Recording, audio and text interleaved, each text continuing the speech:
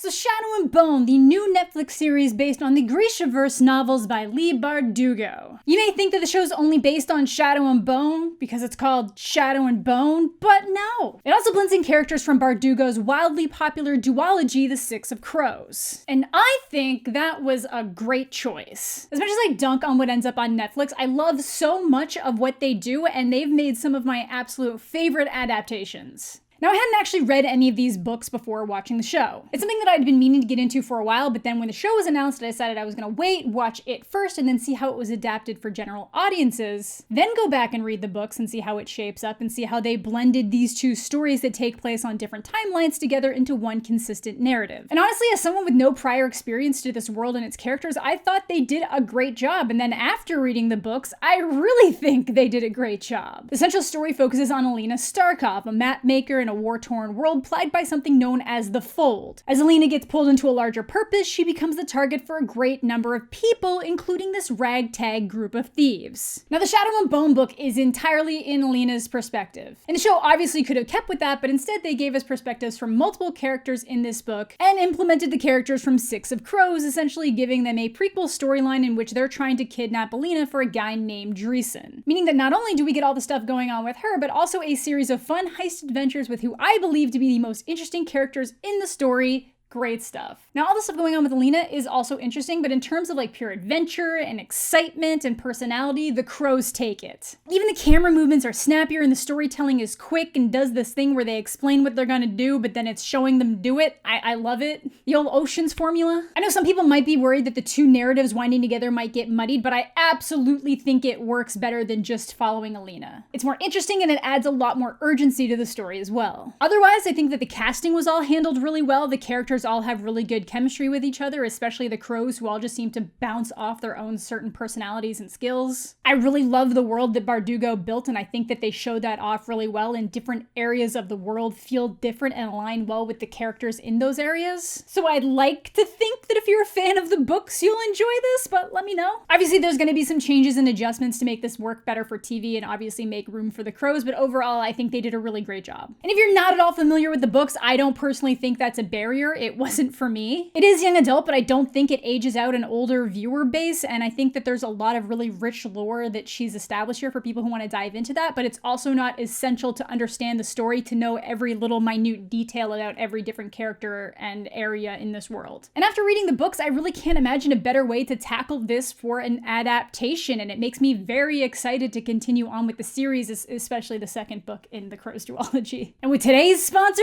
Audible, that was easier than ever. Audible is the leading provider of spoken word entertainment and audiobooks. From new releases to podcasts, biopics, and guided meditations, Audible has you covered with thousands of different titles. I've said it before and I'll say it again, Audible has been like an invaluable resource anytime I'm making a video that involves a book. It allows me to get through stories faster while taking care of daily responsibilities so I can get these videos out to you faster. And for this video in particular, it was super cool to have the audiobook for Six of Crows, where every character has a different voice actor for their individual chapters. If you're someone who has a long commute, wants to make through more books, or just likes having something to listen to while working or doing chores, I can guarantee that Audible is a fantastic choice for you. With Audible, you get 1 credit to use every month on any title of your choosing, including new releases that you get to keep for life. The membership also includes access to the new Audible Plus catalog, which provides members with unlimited access to select audiobooks, podcasts, guided wellness programs, Audible originals, sleep tracks, and more. So if you want to try out Audible for yourself, head on over to audible.com/Jedi or text Jedi to 500-500 to get 30 days completely free. But let's get into it, spoilers ahead. So the story starts with Elena traveling to the Fold, which we find out is a giant black shadow wall that's loaded with dragon-like creatures known as Volcra, and it's split a country called Ravka in half.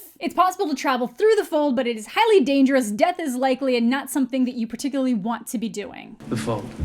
Well, of course, certain death pays $1 million. It essentially blocked off a lot of ports and destroyed anything that resided within it. They can't go around it because the Northerners want to kill all the Grisha for being slights against God and humanity, and the South won't let people pass through the mountains. So all these different groups are at war with one another, which brings us to the idea of Grisha. People that can control small sciences and essentially do things that seem like magic. Some can alter aspects of the body, both to a healing and a harmful capacity. Others can create and alter matter from textiles to chemicals. And the last one works within the elements. water, wind, and fire. But within this group, there are more powerful cases, which we'll get to. So because of their abilities, they're the more important side of the Ravkin military, but they're also largely judged and hated by a majority of society. There's an entire group called the Druskella from Fjorda who specifically exist to hunt down and make Grisha stand trial and certain execution for being demonic. So the Fjordans of the north and the Shuhan of the south are who the first and second armies are battling. So Elena serves the first army as a cartographer, and this is where we get one of our first major changes from the book. When Elena is traveling to the fold in the book, she knows she's going to be traveling through it with her lifelong best friend Mal, someone who used to be quite weak and scared, but now seems to have grown into the opposite. And this is a bit more than a regular friendship. Both of their families died in the fold, which resulted in them becoming orphans together at the same time, and they've spent their entire lives growing up together with that same loss. Another change the book made is that Elena is part Shuhan, which adds another level of separation and distrust with the people around her. Elena's grown up in Ravka, fought for Ravka, and she's still seen as an outsider. And I know a lot of the writers were specifically excited to be able to implement aspects of their own experiences into the show. Again, big change in the show is that neither one of them is supposed to be going into the fold, but then Mal, an expert tracker, gets selected to go on a supply run mission. And Elena, who's just been reunited with him, who spent her entire childhood protecting him, ends up burning the maps for the other side of the fold so she can volunteer to go along to recreate them. But unlike Katniss, who faces her fate alone, it ends up condemning all the cartographers to go on this mission. So when they get into the fold and some dumbass cartographer lights a lantern, the only light we use is the blue one at the mast. It gets dark, but we like it dark. That keeps us from drawing attention. Which attracts the Volcra. All this devastation is kind of a result of Elena's actions. And the Volcra are terrifying. They're ripping people apart. This guy jumps off board, which is something else I thought was cool. They sail through the fold even though it's not the ocean. It's chaos everywhere. Mal ends up getting hit hard, basically leaves Elena saying that he'll meet her by the meadow they used to spend time in, because what is young adult fiction without a meadow? But just as a Volcra is about to kill them both, a burst of light explodes from Elena. Surprise! You're the chosen one today, Elena Starkov! Because it looks like she's the legend known as the Sun Summoner, the one who can destroy the fold with the pure power of light. And when she comes to, they're back at the harbor and she's instantly being pulled away to the Grisha commander, the Darkling himself. Now in the first book, he'll only ever be known as the Darkling, but in the show he goes by General Kirigan and tells her that she can call him Alexander, which I guess is something that's only recently been put in the books, but it makes sense to call him by a name like General Kirigan rather than the Darkling. And the second they showed this motherfucker on screen, I assumed he was a baddie. And not the misunderstood baddie because of the dark clothing or the ominous reputation, but because he looked like this bitch. But also because he is this asshole. And instantly everyone seems afraid of her, specifically wanting to know what she is. A map maker, sir. Apparently it's particularly interesting that someone with this level of power could have snuck by everyone because all children are tested to see if they're Grisha. And Elena definitely is. We end up getting a flashback that Elena botched her testing because she knew if she was Grisha, they'd take her away from Mal. In the book, it's something she just suppresses as she feels it happening, actively beating it down. And the book actually mentions that this had physical repercussions. She instantly got these dark bags under her eyes, she couldn't sleep, she was weaker. For visual aid, the show made it so that if you're in some kind of existing pain, the test won't work, so while it's being conducted, she's cutting open her hand. And the look on his face when he sees those powers, ooh, that's the face of power. But somehow, this kid Alexei that jumped off ship made it all across the fold. In the book, he just gets ripped apart. This is what lets people of the other areas know that the Sun Summoner might be real, and the powers that be that benefit from the fold would want her dead. The Shu and the Fjordans rely on it to control their areas, while the West Ravkin general Zlatan wants to break away and be their own country, which wouldn't be as easy or possible with the fold gone. This is something the first book mentions as a possibility, but we actually get to see it in action in the show. But it's Dreesen here that gets her name, by using a heart render to pull Alexei out of his traumatic state. Elena Starkov. And then he gets his freedom, the only way criminals know how to give it. You'll set me free now? Of course. Which brings us to the Crows, Kaz, Ineja, and Jesper. See, they brought the heart render to Dreesen to get a jump on the job. And this ragtag bunch is my favorite of the show. The Lucky 9 casino at the block has had trouble with counterfeit coin lately. Zemini coin can take a bullet, but the knockoff... I've been here for hours. Where'd you get that coin? Hey! One of these has a hole in it. Saints. They're a group of scheming thieves, con artists, gunslingers, wraiths, and their leader Kaz runs a casino known as the Crows Club. One look and I can tell. Criminals.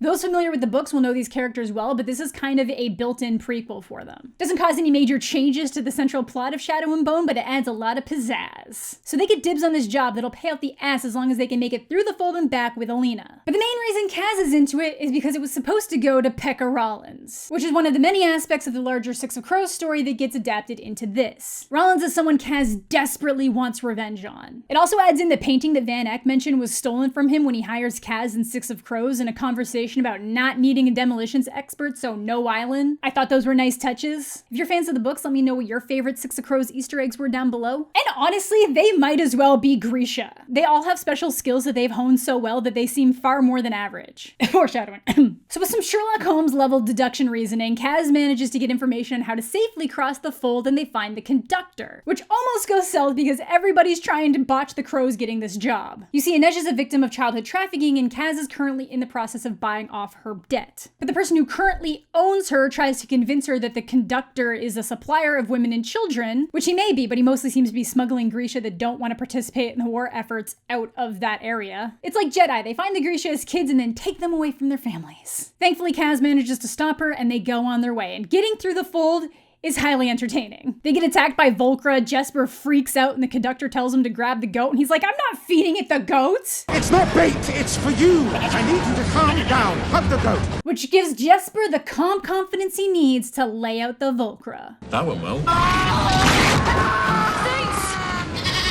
And as all this is happening, Elena is brought to the little palace where Grisha are safe. And Kerrigan here, or the Darkling, really feels like a Magneto-type character. His men explain that being Grisha was a death sentence, and thanks to him, they're protected and feared so they don't have to hide. And if a Grisha can bring down the fold, maybe they wouldn't need these walls to protect themselves because they'd just be accepted and respected. Elena's still not too sure about him, though, even after he saves her from a Fjordan attack. But she essentially becomes royalty overnight. She has her own private quarters, assistants, truly more than anything she's ever experienced. Especially where not only was she an orphan, but also mixed race. Which is sadly something that not even being a Grisha can protect her from. When they're getting her all prepped to see the king, a Grisha named Jenya is there and she can make temporary altercations to people's appearance. And someone suggests that they should start with making her eyes look a little less shoe. Don't change my eyes. But Jenya has no interest in any of that and sends them all away. And I love Jenya. Her and Jesper are probably my two favorite characters in this whole show. We learned that Kerrigan gifted her to the queen as a gift, which kind of makes me feel less than positive about him, especially when she later tells Elena to be wary of powerful men and lets slip that the king regularly assaults her. There's also these other two girls that are friendly with Elena that seem to actually like Jenya in the show but are super rude to her in the books, showing that even amongst the Grisha there's these clear hierarchies. So the reason for this introduction to the king and queen is to demonstrate her power so they know there's a chance to destroy the fold. And at first she can't. Obviously she didn't even know she had these abilities a few days ago. But then Kerrigan grabs her wrist. And people are amazed. They're lining up to speak with her until a girl named Zoya, who was on the boat earlier, drops in with a super kind hug while whispering that she still smells like a stinking half-breed from an orphanage. You see, she's a little jealous because Elena's the Darkling's new favorite. But things aren't perfect. Without Kerrigan, she can't seem to access her powers at all, even with training from Baghra. She also gets her ass handed to her in physical combat. All the while, she's writing to Mal, who's never writing back. And it's when she gives up on him, which was pretty abrupt considering this boy was hobbling injured trying to run after her carriage when they took her away. The book at least establishes that there's no reason why her letters shouldn't have been getting to him. But it's when she says frick it that she can finally tap into her powers. Now this is an area I actually like a lot more in the books. They really explain that it's something she had to push down in herself so they wouldn't be separated, and now she has to make amends with it. It makes that direct connection that suppressing it was how she stayed with Mal, so now that she's let him go, she can free it. And that she instantly starts feeling better when she uses them. She has a bigger appetite, she sleeps better, the bags are gone from under her eyes. We're also taught about amplifiers, pieces of mythical animals infused with the bones of one of the first Grisha that amplify their powers. And a stag that Elena has dreamt about her entire life is one of these creatures. Which explains why Elena can use her power so well when Kerrigan is touching her. He's an amplifier. And this is where Mal, who's finally realized his feelings for Elena, gets his in. Apparently the general is looking for the stag, and anyone who can find it can go visit the little palace. And Mal, being an amazing tracker, immediately takes the job for a chance to find Elena. Because he's been writing to her too. Something just seems to be stopping the letters from getting to each other. I wonder who could be doing that? Because the Darkling has some ulterior motives. He says he's the descendant of the Black Heretic, the man whose thirst for power resulted in the Fold, and wants to right that long, so he has a vested interest in Elena. She's his solution. Now in the book, he abruptly makes a move on her at one point, which felt weird. He even seems shocked that he had done it. In the show, there's some tension between them, but it's Elena that makes the first move, and they said that it was really important for them to do that in terms of consent stuff. And I was like, oh no, sweetie, stop! He's at least like 15 years older than you! The book makes it seem like there's this uncontrollable pull between the two, where the show's kind of like, Mal who? But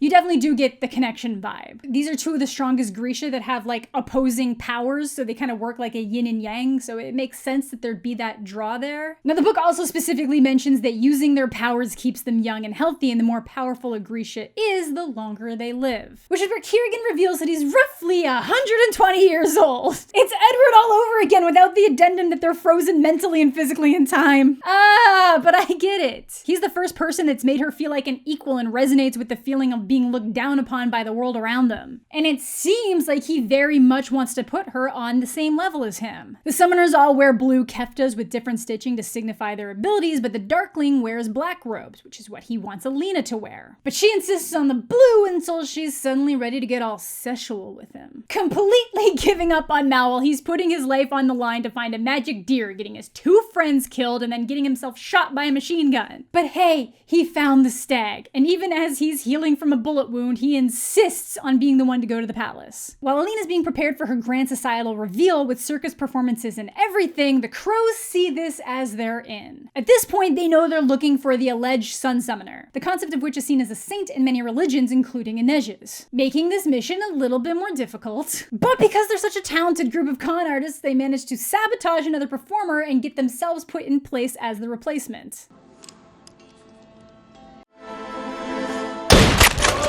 So they figure out what room they believe Elena's going to be prepped in, and the conductor offers to be the one to grab her because he knows how to bypass Grisha locks. Meanwhile, Elena finally feels like she understands her purpose and how she can offer hope to the world. Which is good, because after her demonstration, people are dropping to their knees calling her Saint Elena, including Inej. But surprise! Mal is here, but won't tell Kirigan where he saw the Stag until he sees Elena, which I feel we all know isn't gonna happen. He even uses some of the info Mal provided to get Elena her favorite flowers, because he's a slippery shit. And this is where things flip. When Baghra is informed that someone found the Stag, she's instantly like, we can't let him attain that kind of power, and she tries to kill Mal. And it then cuts to the conductor who's supposed to be grabbing Elena, slitting her throat. But this was the classic Queen Amidala body double switcheroo, and this was one of the other girls whose face had been altered to look like Elena's for her protection. That's something that wasn't in the book that I feel fit this story so well for the crows. And Kaz was fairly certain that this was going to happen because earlier when they were getting supplies to cross the Fold, he saw the conductor talking to Zlatan, which is why he let the conductor go get the decoy while they could focus on the real Elena. And if you're wondering why he did that, it's just because he got a better offer from Zlatan, that Ravkin general, to kill her than he would have gotten by splitting the reward 4 ways with the crows. And Kaz and Inej almost get her out before Kirigan intercepts. Kaz then gets hunted down by an Inferni, and Inej has to kill him, which actively goes against her religion. Like, she's loaded with knives and she'll kick ass, but she had to break her one central rule to save Kaz. And Elena, so happy with her accomplishments, makes some serious moves on the Darkling, who even pauses for her consent, which we do applaud. But that idea of consent is gonna get thrown out the window here, so just wait. But he's called away almost immediately to deal with the in-house murder, which is where Baghra pops in. Stupid girl. And instantly ushers her out, saying she's saving her from spending the rest of her life as a slave. Because Kirigan doesn't want to end the Fold, he wants to expand and control it so that people will have to submit to him, which is what he wanted all those years ago when he created it. That's right, he's not the descendant, he's the real deal! And centuries older than we thought, one-upping Eddie. Because surprise, Baghra is his mommy. And the horrible beings inside the Volcra all used to be the men, women, and children that lived in those villages and cities before the Fold took over. They're the one aspect of his creation that he can't control, but with Elena, he can. So he wants to use the Stag to amplify Elena's powers, but be the one that's in control of them. And he's gonna try to reason this later with, hey, like when we first met, you said you just wished you could transfer your powers to me. So like, who's really to blame here? So she gets up and ends up with the crows because she happens to crawl right into the carriage that Jesper has sights on, but then Inej lets her get away. And considering Kaz put the Crows Club on the line to complete this deal, they're kind of screwed. But Inej didn't know because he didn't tell anyone. He had to use it as a bargaining chip to bring Inej on the journey. And we finally see the full links of the Darkling's brutality when he's interrogating the conductor. When he realizes who he is, he becomes enraged because he smuggles Grisha out of the palace who won't take part in the war. So he eats him with darkness. Then, as Elena is fleeing, Mal manages to track her down and tells her how hard he's been trying to get to her. I've been trying to get back to you this whole time.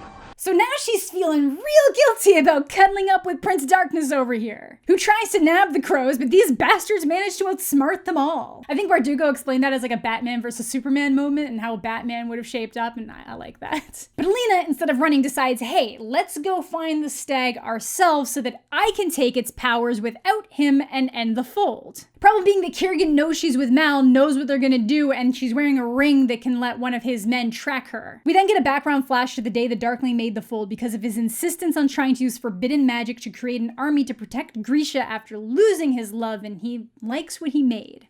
What did you do? I made something. Then finally, Mal and Elena find the stag. Traditionally, you're supposed to kill one of these animals to have ownership over these amplifier powers, but she realizes she doesn't need to. It chooses her. Too bad the Darkling's here and kills it anyway. And the only way she can save Mal is to let him do it. And I am upset that this majestic beast is dead. But he makes her a necklace out of its antlers and fuses it to her collarbones. Mild body horror was not what I was expecting going into this, but here we are. Then has a piece fused to his hand that allows him to control her powers completely because he was the one who killed the stag. This is different from the book. There isn't a physical link here. It's literally just the fact that he killed it and like gave her the powers that gives him the ability. But I understand why it's important for the show to have a visual reference for audiences so it's not just something happening inside her. Which brings us to the grand plan. The Darkling gets a bunch of high-ranking officials from different areas on this ship to show them end the fold. But it's actually to show them that he has the ability to control and increase the fold and take out anyone who stands in his way. He even uses Jenya to get the king out of the way so everything is in place for Kirigan's takeover. He knew she'd want revenge for everything he put her through. Be careful of powerful men. You should have included devious women. I waited for years for my chance of revenge. Even though, you know, he's the reason that she was in that position. And Lena rightfully points out that she could have made Grisha safe if he had just given her the chance. And as much as he says he sees her as an equal, he truly wants all that powers. He wants to be seen as the one who rights this wrong. He wants to be seen as the one who made the world a better place for all Grisha. Absolute Magneto energy right down to the power amplification. But even through all this manipulation, I do think he wants to be with Elena. Like so many baddies, he doesn't see himself as the baddie. And in the book, she acknowledges that a part of her still feels drawn to him. Way worse than Eddie. Stalker vampire boyfriend seems a little bit better. Why am I comparing? It is better. He is worse in the book though. He ends up forcing a kiss on her when he's about to kill Mal. But again, that whole idea of consent almost goes out the window here. He made sure to ask if she was okay continuing things when they were kissing, but not like, hey, are you okay with me like literally taking over your body, basically. So they're about to set sail. The crows are planning to bust Elena out so they can use her as leverage. Kaz knows his plan can't be to destroy the fold, considering they're sailing right to an opposing army's leader, specifically a leader that hired someone to kill Elena. Mal's also managed to stow away on the ship because unlike the book where Kirigan was gonna make Elena watch a Volcra kill him, he was just fine letting him rot away. You will grow old, and she will remain ageless. I'm not going to kill you.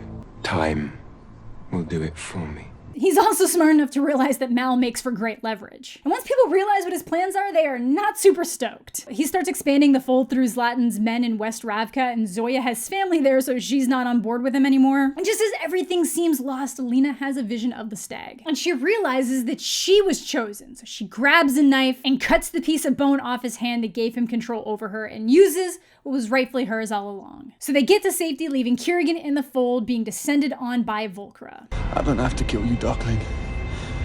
Your past will do it for me. To keep Kaz quiet and as a consolation prize for not actually kidnapping her, Elena hands over this ornate piece of jewelry so he can at least get the Crows Club back and pay for Inej's freedom, while Elena sets off to get stronger so she can learn how to destroy the fold. So they set off on their separate ways. The Crows headed back to Ketterdam, where Kaz has a plan to avoid having their heads cut off when they come back to Dreesen and Pekka without the Sun Summoner. A plan that will require a heart render. And hey, would you look at that? They got one right here, Nina. Now fans of Six of Crows will recognize Nina. I didn't mentioned it earlier, but she was a Grisha that was supposed to be able to help the crows get into the palace, but she was kidnapped by Druskella first. She manages to escape after a shipwreck, but ends up with one of her captors, Matthias. And even though Matthias was raised to hate Grisha, the two actually forge a bond and get all lovey-dovey until it's revealed that she had been working as an informant for Kurgan, and his men track her down and plan to kill Matthias for crimes against Grisha. So she has to lie and tell people that Matthias was a slaver, so he gets arrested and pulls in for a trial rather than instantly killed by Kurgan's men, which is what gets him locked up in Hellgate, which is where he's rescued from in Six of Crows, which is why he hates her so much. He genuinely believes that she played some kind of long con deception on him. Then it ends with Kurgan crawling his way out of the darkness, having learned how to make a literal shadow army. So I'm actually really excited to see what comes next. After reading parts of each of these series, I'm more invested with the crows, and I think they did such a good job folding them into this larger story, and I'm so excited to see what they do with them next. Less so Elena, which is super weird. Her story is the stuff of legend, and it's a legend I really want to learn about, but the crows are the ones I want to follow along on their adventures. Overall, I really enjoyed this. I think it sidestepped some of the issues that I had with the book. It doesn't fall super hard into any of those YA tropes that we all